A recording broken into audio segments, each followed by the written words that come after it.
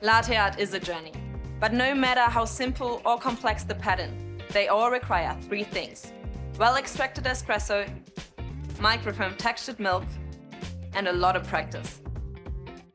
A high-pressure steam wand using a powerful steam pressure at around 130 degrees Celsius is essential for creating silky taste and velvety mouthfeel. And without it, latte art is not possible. To help you master latte art, we've created a training cup to get you started. The circular lines at the base indicate the espresso volume for a single and double shot. The curved line on the wall helps guide you when pouring microfoam. Let's see a demo.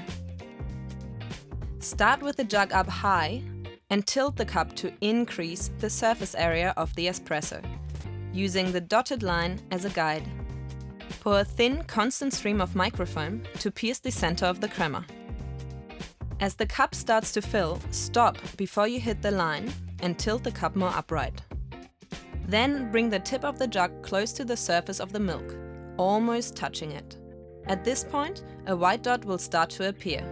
Keep steadily pouring, making the dot larger. So you finished with the dot, but this is the first step in creating the heart, the tulip, and the rosetta.